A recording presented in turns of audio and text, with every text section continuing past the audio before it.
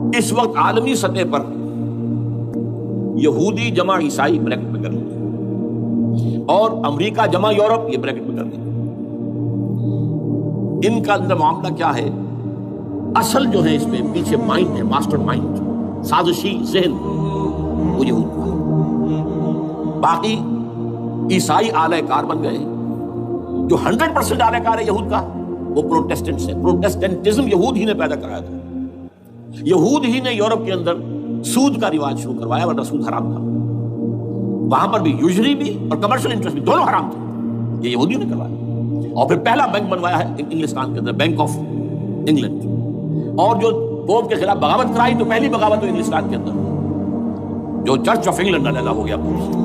اور اسی کو یہودیوں نے قرار دیا یہ ہمارا ماڈرن اسرائیل ہے. یہ اسرائیل ہمیں دیا ہے گاڈ نے، یہ جو ہے برطانیہ. اس کے کچھ عرصے کے بعد یہی جو ہے ایکسوڈس ہوا ہے اور وہ امریکہ میں جا کے آباد ہوئے.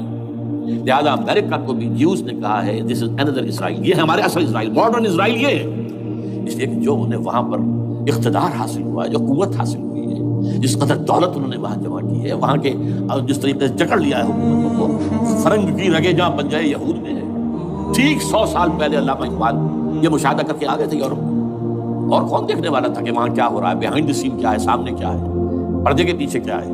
فرنگ کی رگے جہاں بن جائے یہود. اس وقت فرنگ کا امام تھا برطانیہ. یہ وہ سلطنت تھی جس پر سورج کبھی غروب نہیں ہوتا تھا. آج وہ فرنگ کا امام امریکہ ہے. یہ برطانیہ تو اب وہ جو ایک نظم ہے کہ بچپن میں پڑھی تھی، London Bridge is going down going down going down, اس کی مثال ہے. برطانیہ کی کوئی حیثیت نہیں، ورلڈ پاور کی حیثیت نہیں ہے. وہ تو چھوٹا بھائی اس نے بنا رکھا امریکہ نے اپنا، تو اس حیثیت سے جو ہے اس کی کوئی حیثیت ہے، ورنہ کوئی اور حیثیت نہیں. بہرحال ان دونوں میں یہ ہے کہ پیچھے ماسٹر مائنڈ، سازشی ذہن، پلاننگ، اسکیم ساری یہودیوں. اعلی کار امریکہ سب سے بڑھ کر، اس کے بعد برطانیہ ہے. اور اس میں اصل پروٹیسٹنٹس، ان میں بیپٹسٹ، ان میں اس سے بھی آگے بڑھ کر ایونجلسٹ، جن کو کہتے ہیں بورن اگین کرسچنز، جن کو کہتے ہیں نیو کنزرویٹو کرسچنز. یہ تمام اصطلاحات آپ اخبارات میں پڑھتے ہوں گے، ان کو گروپ کریں. یہ اصل اعلی کار. ان کو ایک نیا نام دیا گیا ہے کرسچین زائنسٹ. ایک یہودی زائنسٹ ہے، سارے یہودی زائنسٹ نہیں ہیں، بہت سے یہودی ہیں جو یہ زائنسٹ کے مخالف ہیں. چنانچہ میری ہیوسٹن میں ملاقات ہوئی تھی ڈاکٹر وشوگراد، بہت بڑا پروفیسر ایمیریٹس یہودی. لیکن یہ کہ اس نے کہا، بڑے اجتماع میں کہا، ہمارا اجلاس تھا وہاں پر، ہم نے یہ جو ہے بلایا تھا ایک یہودی، ایک عیسائی اور ایک مسلمان، تینوں جو ہے وہ تقریریں کریں.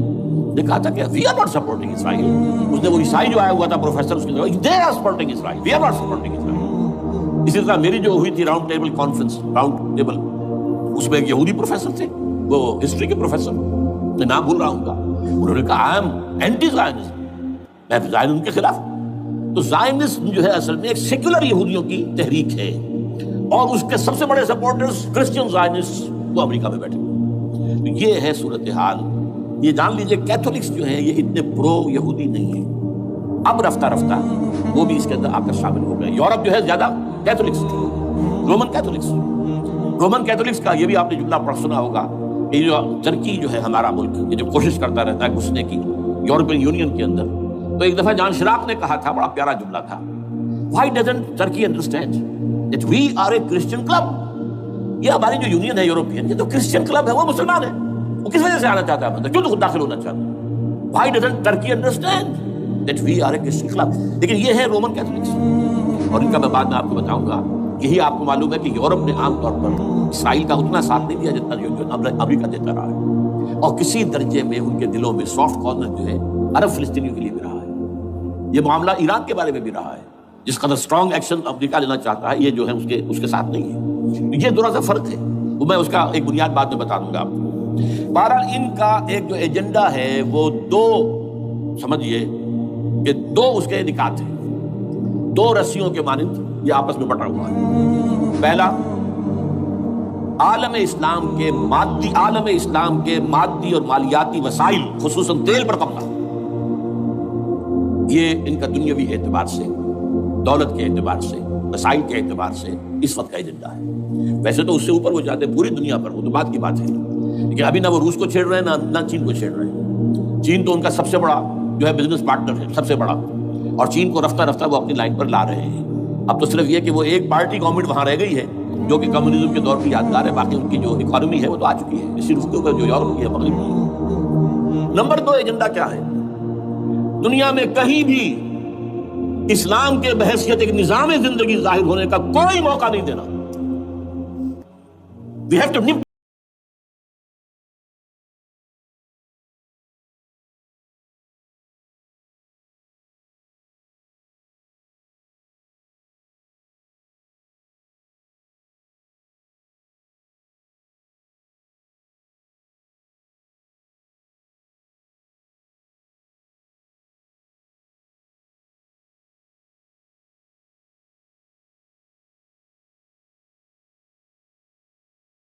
شریعت دنیا کے سامنے آ جائے, پیغمبر کا نظام آ جائے.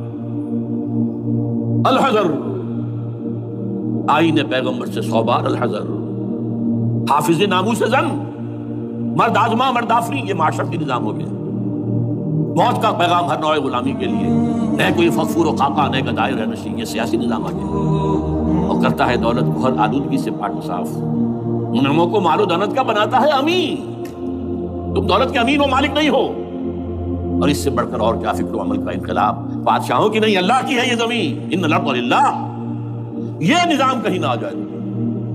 یہ ہے جس پہ کہ وہ خطرہ محسوس کر رہا تھا. اور اس کے بعد یہ کہتے ہیں یہ تو تھا عصر حاضر کے تقاضے, لیکن یہ کہ صورتحال کیا ہے, ہو نہ جائے آشکارا شرع پیغمبر کہیں ہے. یہی یہ معاملہ اس طرح رکھو کہ خود مومن ہے محروم یقین. یہ غنیمت ہے کہ خود مومن ہے محروم یقین. ہمیں اگر کوئی سہارا ملتا ہے تو اس سے کہ مومنوں کو بھی, نام نہاد مسلمانوں کو بھی اپنے اس نظام پر یقین نہیں. وہ نماز پر یقین رکھتے ہیں, روزے پر رکھتے ہیں, زکوٰۃ کو بھی جو بھی اللہ تعالیٰ جس کو توفیق دیتا ہے, حج کرتے ہیں, عمرے کرتے ہیں, یہ ہے سب. لیکن یہ کہ یہ غنیمت ہے, چشم عالم سے رہے یہ پوشیدہ یہ آئین تو خوب. وہ ابلیس کہتا ہے کہ یہ آئین چشم عالم سے پوشیدہ رہنا چاہیے. یہ غنیمت ہے کہ خود مومن ہے محروم یقین. ہمارے لیے جو ہے اگر کوئی سانس لینے کی جگہ ہے وہ یہ ہے, حوصلہ افزائی اگر ہے تو اس میں ہے کہ خود مومن محروم یقین, اس کے سامنے وہ راستہ ہے. اب لیجیے یہودیوں کے ایجنڈے کو میں تجزیہ کر رہا ہوں. سب سے پہلے World Bank, IMF, globalisation, TRIPS, ان تمام ہتھ کنڈوں کے ذریعے عالمی مالیاتی استعمار جو بظاہر امریکہ کا ہوگا حقیقتاً یہود کا ہوگا. یہودیوں کے نزدیک پوری نوع انسانی حیوانوں کے مانند ہے. They are not human beings. They are goyams. They are Gentiles. یہ انسانی شکل میں حیوان ہے. اور جیسے حیوانوں کو ایکسپلائٹ کرنا, استعمال کرنا انسانوں کا حق ہے. گھوڑے کو آپ باندھتے رہے ہیں نا ٹانگے کے آگے, اور بیلوں سے آپ ہل جتواتے رہے ہیں, تو جیسے یہ حق ہے ایسے ہمارا حق ہے پوری دنیا کی جو ہے وسائل ان کو کھینچے. ہاں جیسے گھوڑے اور بیل کو بھی کوئی نہ کوئی دانہ تو ڈالنا پڑتا ہے, چارہ تو دینا پڑتا ہے, تو ان کو بھی کچھ دو. یہ پوری نوع انسانی ورکرز بن کر رہ جائے, حیوان بن جائے بالکل. شہوت کے غلام بنا دو انہیں, اخلاقی اقدار کا بیڑا غرق کر دو, خاندانی نظام کو تہوبارہ کر دو. یہ باقاعدہ جو protocols of the elders of the Zion سب میں موجود ہے لکھا ہوا, جو 1897 میں بھی انہوں نے پاس کیا اپنا پروگرام بیسل میں, سوئٹزرلینڈ کا ایک شہر. Protocols of the elders of the Zion, ان کو حیوان بنا دو, بس حیوانوں سے کام لیتے رہو. ہاں ان کی کمائی کا کچھ حصہ ان کے لیے چھوڑ دو, وہ بھی زندہ رہیں, وہ بھی آخر کام کیسے کریں گے. اور اصل جو ہے ملائی کھینچ دو اپنے اس نظام کے ذریعے سے. World Bank, IMF, stock exchange, TRIPS, globalisation, اس کے ذریعے سے عالمی مالیاتی استعمار. نمبر 2 ایک ہے ان کا ایجنڈا, یہ تو عالمی ہے. دوسرا ایجنڈا کیا ہے؟ وہ لوکل ہے. وہ کیا ہے؟ گریٹر اسرائیل کا قیام, جس میں مصر کا سارا زرخیز علاقہ شامل ہوگا, جو ڈیلٹا کا علاقہ کہلاتا ہے اس کا, جہاں کے اس وقت کے بادشاہ نے, حضرت یوسف علیہ السلام کے زمانے کے بادشاہ نے, وہ فرعونہ کے خاندان میں سے نہیں تھا, وہ عرب تھا. عربوں ہی سے کسی وقت کوئی قوم آئی تھی جو کہ مصر پر قابض ہو گئی تھی. اس نے حضرت یوسف کے خاندان کو لا کے وہاں آباد کیا. بہترین جشن کا علاقہ کہلاتا ہے, بہترین. وہ کہتے ہیں ہمارا ہے, ہم رہے وہاں پر کئی 100 برس تک رہے.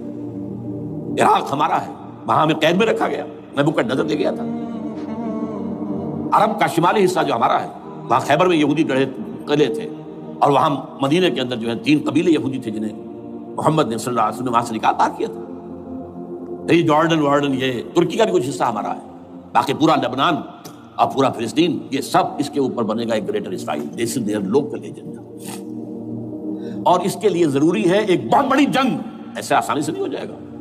آرمگیڈون، جس کو حضور نے فرمایا الملحمۃ العظمیٰ، الملحمۃ الکبریٰ، بہت بڑی جنگ، جس کی خوفناکی اور تباہناکی کا اندازہ اس سے کیجیے. حضور فرماتے ہیں کہ اگر ایک باپ کے 100 بیٹے یا ایک دادا کے 100 پوتے ہوں گے تو ان میں سے 99 ختم ہو جائیں گے، ایک بچے گا.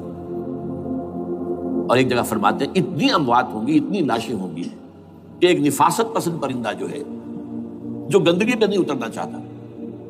ایک تو ہے یہ کوے، چیلیں، گدھ، وہ تو گندگی ہی کی تلاش میں ہے مردار کھانے کے لیے، وہ تو لاشوں کو نوچ رہے ہوں گے. وہ پرندہ جو ہے نفاست پسند پرندہ، وہ نہیں اتر سکے گا. اڑتا اڑتا چلا جائے گا لیکن لاشوں کا سلسلہ ختم نہیں ہوگا، یہاں تک کہ تھک ہار کر لاشوں پر گر جائے گا. یہ دور نہیں ہے.